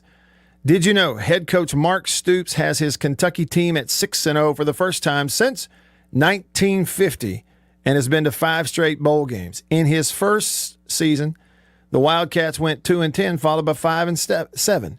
And they said it takes time to build a program. Yeah, it does. And there's certain situations that'll give you time and some that won't. You look at Kentucky. I think it was a good situation for Stoops in that he's at a school they care about basketball first. Basketball is the big thing. Football is something you do until basketball season at Kentucky, or was forever, and so they're happy to give him time. long as he kept them out of the negative headlines. Meanwhile, he built a program slowly but surely, recruited linemen, stacked up his line of scrimmage, got a pass rusher or two, and started beating people. All right, Flowtown Ghost texts the show. He says, do these people realize that State's recruiting before Leach and at the end of Mullen-Moorhead was abysmal? Leach has been in our program less than 2 years and really one recruiting class. I need to come back to reality. Yeah, good call. Or good text. Thank you. All right, back over to the phone. It is full. First up on line 1 is Winslow. What's up, Winslow? Hey, Matt. Just a quick note on the stadium capacity, Memorial Stadium. Last time I was out there, they had removed the bleachers that used to be in the open end of the horseshoe. Okay. So I don't think the capacity is the same as it was back when they were getting 62 and 64,000 in there. So, you know, unless they have put some more seating back into that open end, you're not going to see the record broken because it's not possible. But what I called about, the fan situation, you know, I think for the most part, most fans, they get frustrated, but they would never bring themselves to throw things out there. The only time I can ever remember being around it personally, I was sitting in the upper deck at the Humphrey Coliseum one time, and we were in about the second row of the section, and a bad call happened or a controversial call happened, and I see this cup come flying from behind me down, and it gets down there close to the court or reaches the court or whatever. And Richard Williams goes over there and grabs the microphone from Hank Flick and makes an announcement, you know, don't throw anything over there. About that time, 2 policemen come up to that section, and fans started pointing out the guy who threw the cup. And so he was apprehended and basically escorted out of there with the rest of the section cheering for that. So most people, you know, are embarrassed by that and don't want to see it happen. But you get a stadium with 100,000 people. I mean, you know, even if it's 1% or a tenth of a percent, you know, there's going to be some that do that. Sure. But I have a question about something that happened during that game, because after we left the state game the other night, the XM channel I had on happened to have the Tennessee broadcast of the game, so I started listening to that, and there was one of those injury stoppages, and the Tennessee radio crew was taking issue with one player being injured, but then suddenly 3 or 4 or 5 players subbing in. So does the rule permit that? I mean, if one player goes down with an injury, can you literally, you know, substitute half the team out there during that stoppage? Yes, you can. That's you can do that. Once they stop that clock for an injury, you can run people on and off all you want to. And there's no rule to stop you from substituting on defense when the offense doesn't substitute if the referee isn't standing over the ball. It's just people can't do it against hurry-up offenses because they'll get caught with too many men on the field. You see what I'm saying? So that's what they're doing. They flop, and it gives them a free timeout when you're playing a hurry-up offense. And it was a perfect storm the other night because you had 2 offenses that go really fast and don't waste any time, and they go hurry up, and the only way to slow them down when they won't let you sub is to pretend to be hurt. Tennessee did it. Ole Miss did it a lot. And it's right now there's no rule against it. It's not going to cost you any yardage. And Ole Miss did it to their credit and helped them win the ball game. So thanks, Winslow. I appreciate the call very much. It's one of those, I say to their credit, because they used it to their advantage. We can not like it all we want. I like to think that I wouldn't fake an injury, because I don't think you ought to. But what are you going to do if your coach says? You know, and there's sometimes they'll say, hey, listen, if you get tired, get on the ground. It is what it is. Until they make a rule for it, it won't stop.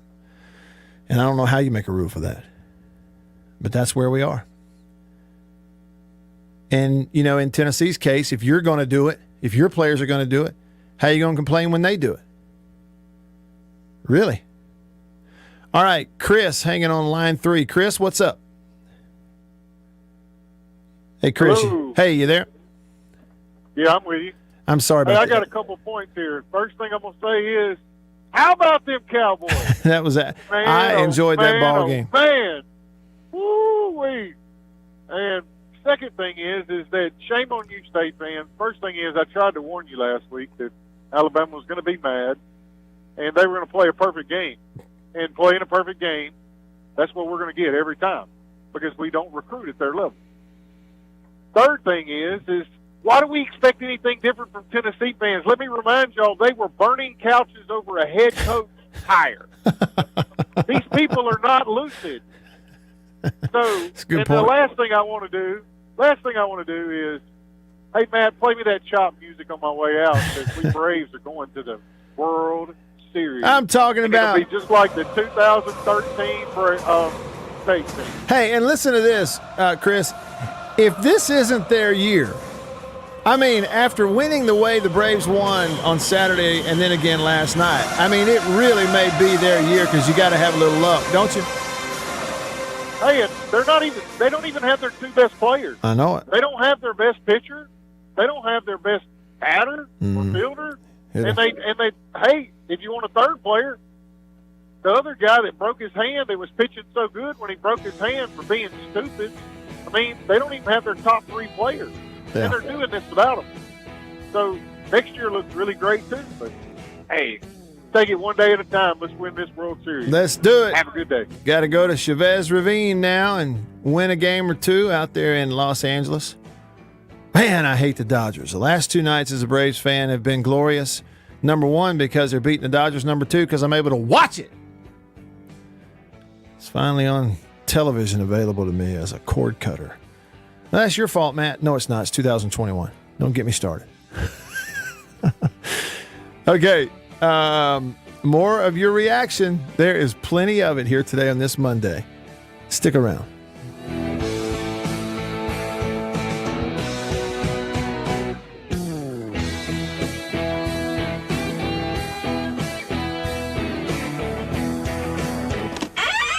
After these messages, we'll be right back.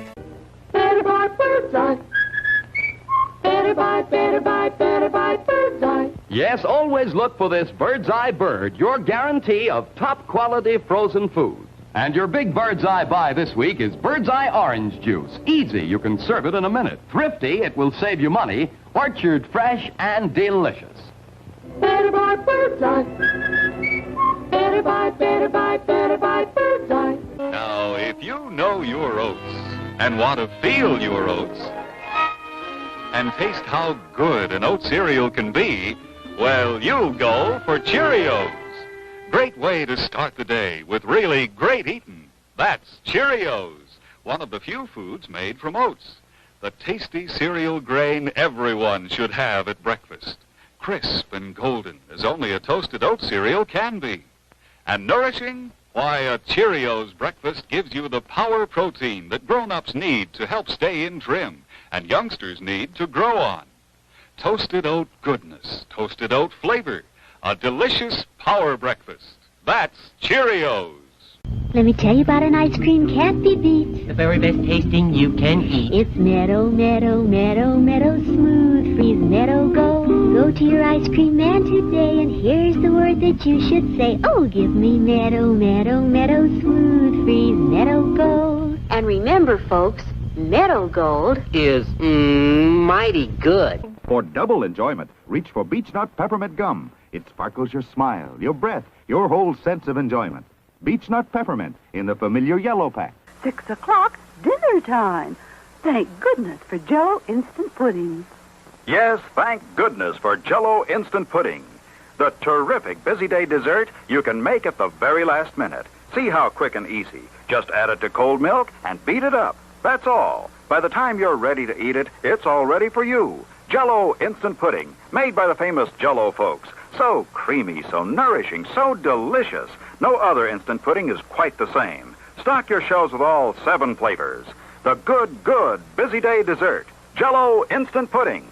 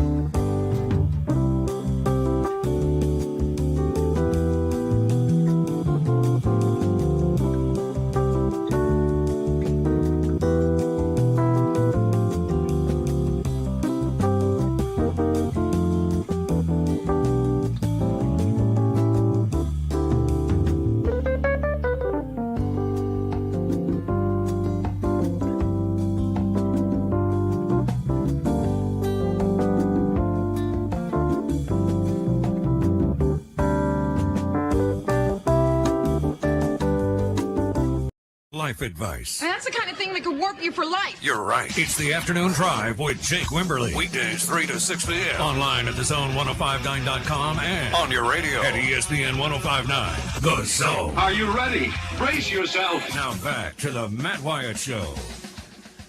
All right, back with you. Reaction Monday. I'm Matt in the Bureau, the Farm Bureau Insurance Studio. Farm Bureau. Go! With the home team staying connected to you because of C Spire, the #1 network in Mississippi. C Spire, customer inspired. Who is a fit for LSU? Hear me out. Hear me out. Just for fun. Hear me out. He feels bad about the way he left LSU the first time, and he's done all he can do at Alabama. Nick Saban goes back to LSU and makes everything right again. I'm just saying. Why not? Why not? And let's be honest, is Lane Kiffin really a fit for LSU? I mean, come on. QB1 texted the show. He said, yeah, drops, bad offensive line play, big plays given up on defense. Rodgers played bad, all against the best program and coach in the nation. Not a good game to judge the program off of. Probably not. Anthony did not like Rooster's phone call earlier, told him to sell his tickets. Sell your tickets, Rooster. Are you that miserable? Is that what we're saying? He actually wasn't saying that, but I still enjoyed the text.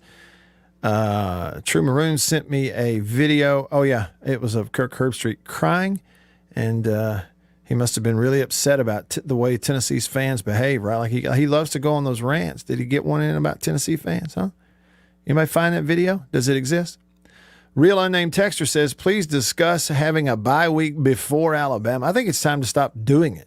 It's obviously not working and appears to be a waste. Texas A&M beat Alabama without it. Would it be more beneficial to have it at another time? No question about it. No question about it. In fact, I think Mike Leach even said that at one point.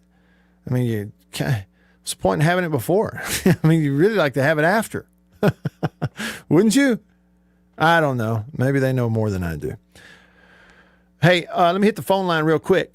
Divini Equipment phone line. Your Kubota dealer. Divini Equipment, the oldest Kubota dealer in the U.S. They've been doing it better, longer than anyone else right here at home at Divini. Highway 51 Madison, Spring Ridge Road in Jackson. Ronnie is hanging on line 1 patiently. Ronnie, thanks for calling. What's up? How you doing there, Buff? Just right. Here's what I look at now. Matt, man, if I'm wrong, this year right here, you can only really say that Leach has only been able to coach his team 1 year. Am I not right? Am I not literally right on? Yeah. Because of the COVID and all. Yeah, I mean, it's almost like last season was sort of extra because they didn't get spring and summer. But, I mean, technically it's a little more than a year. Yeah. Well, but like I said, you can really just say that he's only been able to coach to, have interactions with the team 1 year because of the COVID. Mm. You still got to give the man time. The air raid's gonna work. He's gonna have to get his players in that he wants and that it fits his scheme. And everybody's sitting here going, I don't understand some of these fans. I swear I don't. But I didn't invent stupidity on a lot of things, But you got to give the man time. Yeah. He's gonna get it. He's gonna get it together. He's gonna make state competitive. The only thing that I see right now that they got to start worrying about is they gonna have to start getting that. I call it the Bama effect. Mm-hmm. When the players get on the field with Bama, they don't think they can play with them. That's what I think it is. Well, and it's something. You got to give the man. Because the truth about it's something. Because let's be honest, Alabama hasn't just whipped state over the years here. The last few years. They have absolutely run state off the field here the last few years. Somebody was it's just saying it's been like they got to get players, Matt. Yeah, that's it. That's exactly right, Ronnie. That is exactly right. And it's like I've hammered it 2 or 3 times.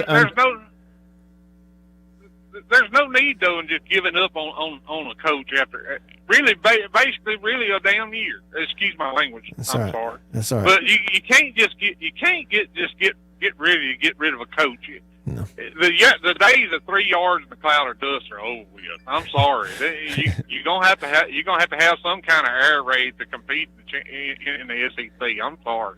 Well, it just takes man, a little while. I hope y'all have a great day, man. Thanks, Ronnie. I hope y'all have a great day. I'm You out too. here on the road, buddy. Hey, All right. thanks, and be careful driving around. And thanks for tuning in. Call me anytime. Appreciate your patience on the phone line. Ronnie sounds just like a distant cousin of mine on my wife's side. My man Chad. Ronnie sounds just like him. He sounds like Chad. We need to get old Chad on here and talk about his opinion of those Tennessee fans the other night. I'm sure he'd tell me, wouldn't he? Kyle texted the show. He said, in that case, the other fans should have held the clowns assaulting the field with golf balls accountable. Here's my thing. Like, who goes to a football game with a golf ball in his pocket? I mean, where did that – was it premeditated? Quite honestly. Here's a text from Derek. This is Matt. Let's face it, Cohen has to take the blame on this. Leach was just a bad hire all the way around. MSU could have played 15 quarters and he wouldn't have scored. That was totally embarrassing. Why in the world did Leach leave Will in the game? That was clearly listen, Derek. Listen, man. It's Alabama. Like Forrest Gump said, it's Alabama. I mean, listen, any of the criticism, any of the big reaction would have held more weight, I think, if you had done it after they beat Texas A&M than it does after losing and getting killed by Alabama. You knew it and I knew it. Nothing wrong with hoping, but it's like I mean, you can play with the talent gap, you can play perfect against Alabama and still lose. Well, what happens when you not only don't play perfect, you don't even play good? Then what? You get run out. That's for anybody. Ask Ole Miss. Go to Tuscaloosa, play Alabama. Yeah, the same one that then went and lost to A&M. Ask Ole Miss. What happens if you go and you don't play perfectly? And not only don't play perfectly, you don't even play good on the line of scrimmage. What happens? It's 35-0. Just like that. Bama fan texted the show, said, Matt, these guys have lost their minds. MSU was not going to beat or even be close to beating Alabama. Bama fan, you're right. Until that, I'm going to repeat it, and I'm going to repeat it. I said it as soon as the game was over. I said it on the postgame show. Until you start closing the gap, the talent gap a little bit, get ready for 30 and 40-point losses. That's where it is right now. That's where it is. Period. End of story. All right, breaking news, and then I'm coming to Larry on the phone. The University of Tennessee has been penalized for the football game interruption. Under the sportsmanship, game management, and alcohol availability policies established by the SEC, we hadn't even touched on that part. Sell beer in your stadiums. Idiots. Hey, just what I said earlier. Line those pockets. Make that money. Everybody get out on your knees and bow down at the feet of that dollar bill. Go ahead. You do it. You, Mr. AD and Mr. Coach and Mr. President and University and Athletics Department. Go ahead. Everybody go worship at the foot of that dollar. But when this happens, stop your crying. Dry it up. You made the bed. Lay in it. Under the sportsmanship, game management, and alcohol availability policies established by the Southeastern Conference, the University of Tennessee will be assessed a financial penalty of $250,000, which will be deducted from the university's share of SEC revenue distribution. Kiss my foot. $250,000. The University of Tennessee could suspend without pay for 1 week about 5 low-level, no-name employees and have every dime of that for that penalty. The SEC has delivered, at least partially here in what I've read, a penalty that is an absolute crying shame of a joke. More. They must be required to use all available resources, including security, stadium and television video, to identify individuals who threw objects on the playing field or at the opposing team. All individuals identified as having been involved in disrupting the game shall be prohibited from attending a Tennessee athletics event for the remainder of the 2021 and 22 academic and athletic year. You have got to be kidding me. Review and update its athletics department game management procedures. Send them to a class. Yeah, put them all in a room and sit down with a binder and review your policies. Southeastern Conference, you have got to be kidding me.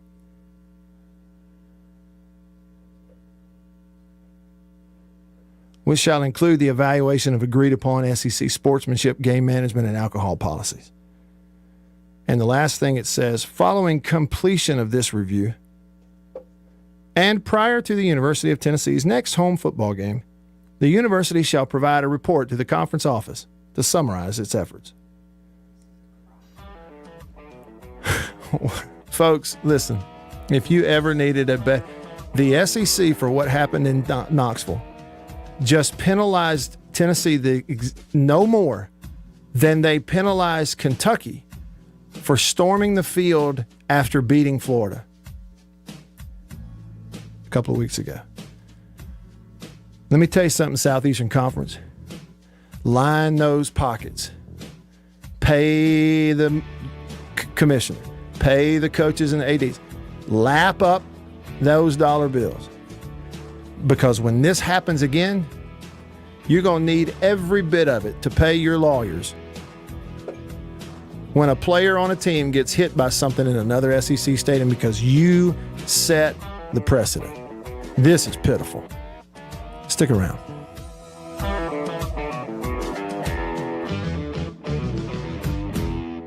Now's the time to get... After these messages, we'll be right back. For double enjoyment, reach for Beech Nut Peppermint Gum. It sparkles your smile, your breath, your whole sense of enjoyment. Beech Nut Peppermint in the familiar yellow pack. Jeans do come true. Blue Delta Jeans makes the best fitting, most comfortable jeans in the world. Let's dive in and see what we have here. Do what I did. Visit BlueDeltaJeans.com. Find your fit. Just for my listeners, enter discount code Matt Wyatt. Just answer the questions. BlueDeltaJeans.com. Answer the questions. Use this code. Use the code. You're going to get a discount. They are the most comfortable jeans I've ever worn.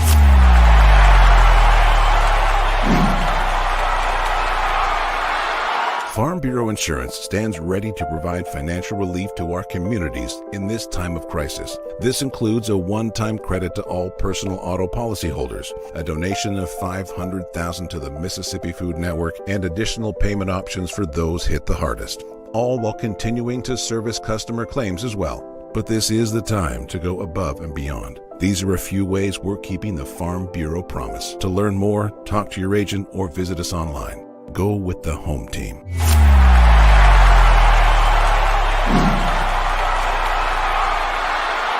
Hey, y'all, let me tell you a little bit about C Spire.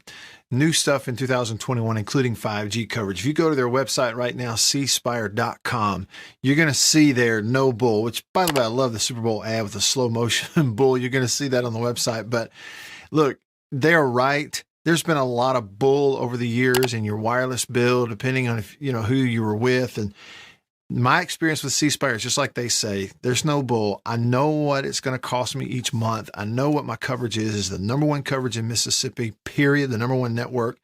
And they've got 5G phones that are 5G ready. Now, I have the new iPhone 12 Pro Max, got it at C Spire, went and did curbside at my local C Spire location and did the exchange where I traded in my old one, got the new one, and it's 5G capable. And we've got 5G coverage in parts of Mississippi, and it's just growing by the day. So you really ought to check that out, okay? And in terms of the new phones, you got deals going on those as well. Find those out at cspire.com. C Spire, customer inspired. After these messages, we'll be right back. Every farmer understands their farm can't thrive without some good partners like sun, soil, and rain. And farmers in North Mississippi also rely on another important partner, Mississippi Land Bank, because land and farm financing are Mississippi Land Bank's primary focus. We've grown alongside these farmers' crops for more than 100 years. We understand what a farmer needs, and we know the lay of the land in North Mississippi, and that's where I stand. A lot of people in the equipment world, things kind of go in trends, I guess, if you want to say it. So kind of the first big thing that we look at when we start evaluating our business is going to be our turf equipment. That's kind of the first big push, because once everything, the water dries up and the grass starts growing, this is what everybody's looking to get. We carry the new Reax stand-up mower. Doesn't look like much, but this thing is, and it costs just as much as zero turn. Not a cheap unit at all. I mean, if you go out there and look at that zero turn. On 105.9 The Zone and worldwide. Online at thezone1059.com.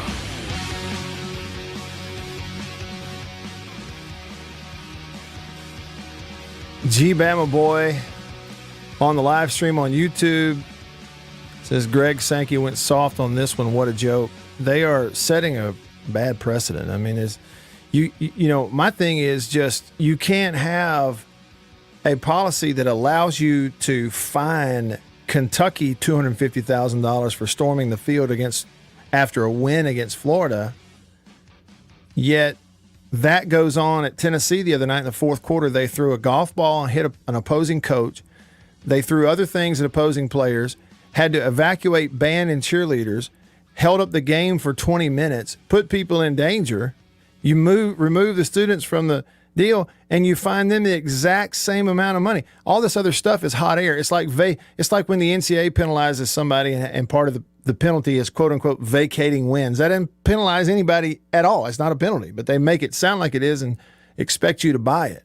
It's an absolute utter joke. So if you could argue it should have been a stiffer penalty. Okay. Maybe that means a heftier fine. Okay, well, at least you've done that. At least you've done it. You've given them a bigger fine for what happened at Tennessee, and this involves fans, versus what you handed down to Kentucky, which involved fans who were celebrating a win. That's one thing.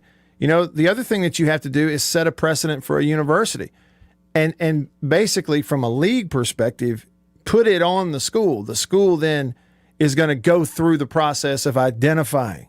If you're a school in the SEC, you got plenty of money, make sure you have systems in the stadium that allow you to identify fans. You're not big brothering everybody, but if something happens, we can go back and check the tape.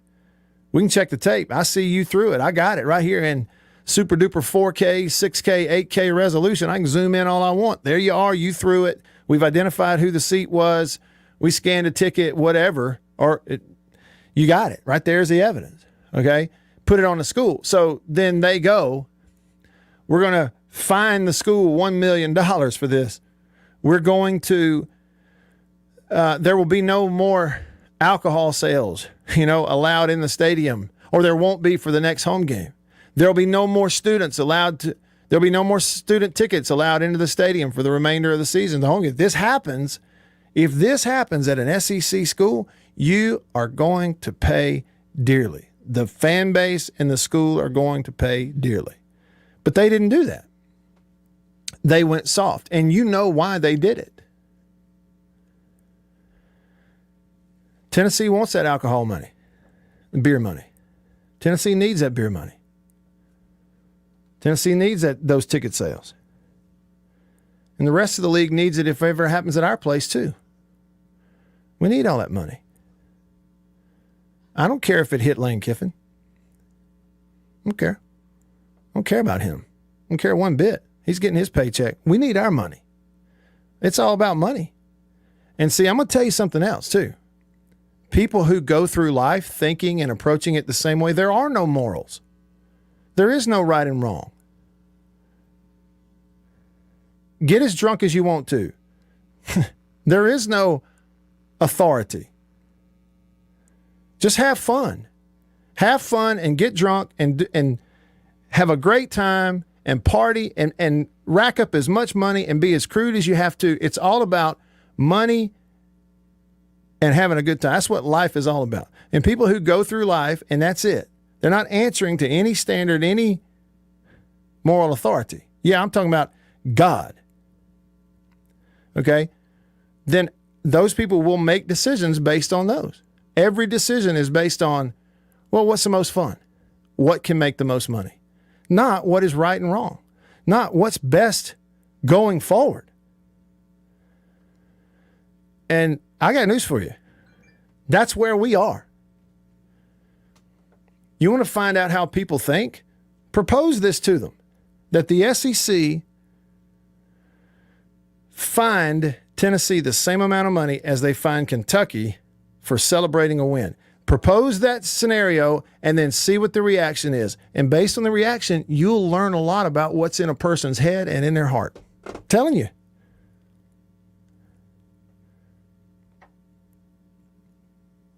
And listen, I'm just telling you, right now everything's swimming.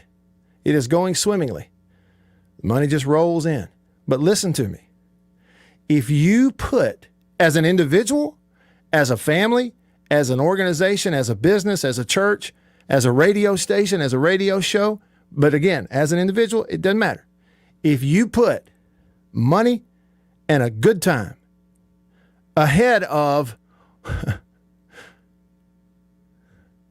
what's best for somebody else, ahead of people, if the pocketbook and the bottom line is the priority over people, you're going to have trouble every single time.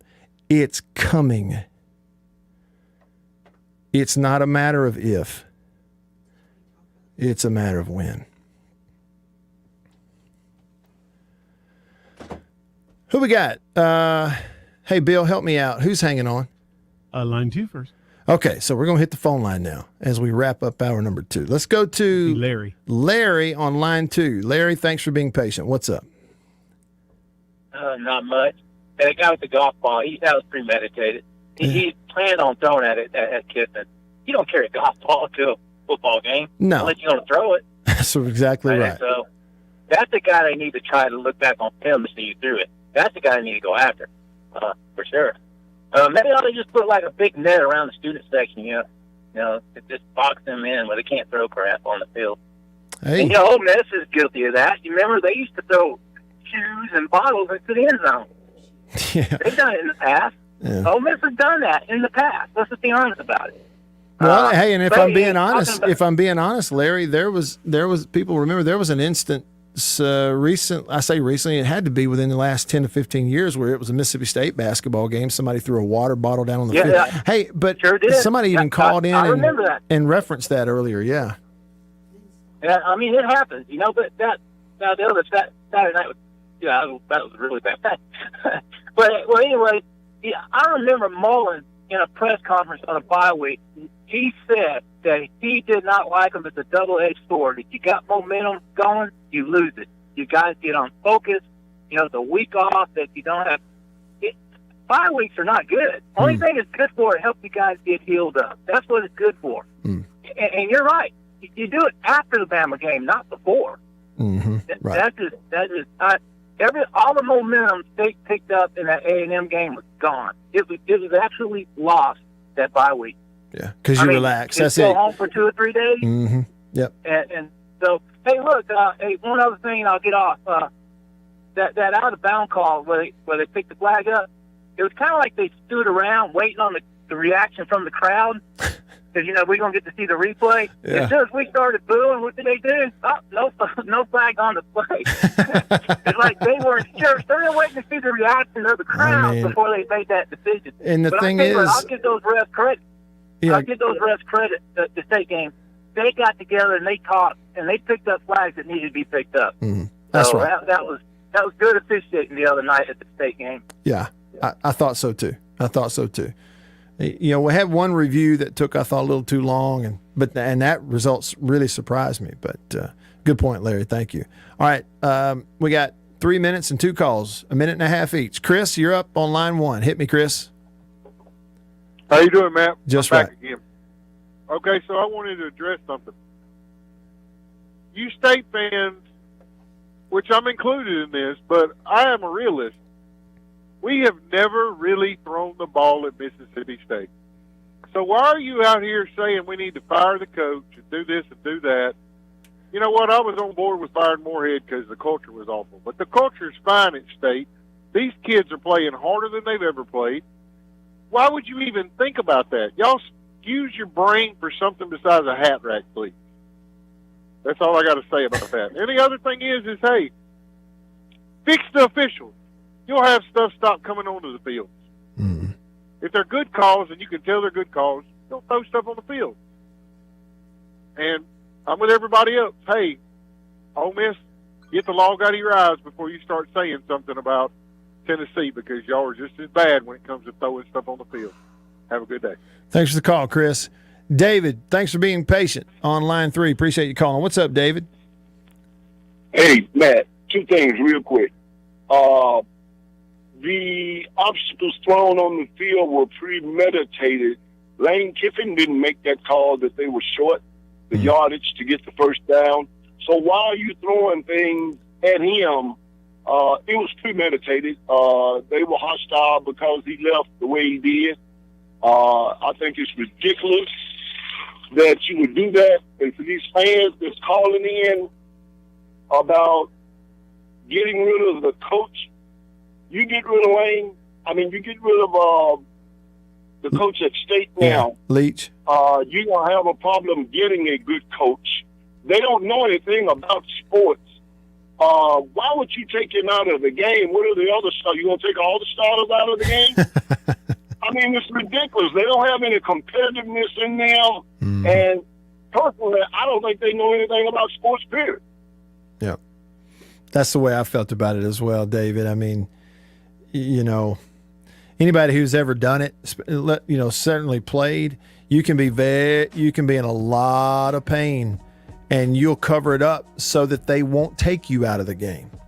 Anybody that's ever played knows that. David, thanks for the call. Well, an unbelievable Reaction Monday. We've gone for 2 hours. We could go for 4, and we wouldn't even get close to touching all of it. I just appreciate everyone so much for tuning in. And here's what we'll do. We'll gather again tomorrow. Same time, same place. Do it all over again on tomorrow's show. I'm Matt for Bill and all of us here. See you tomorrow. See you. Another load of smart pills has been distributed, and I'm slap worn out. So I'll just say, so long, neighbors. Get me out of here, Percy.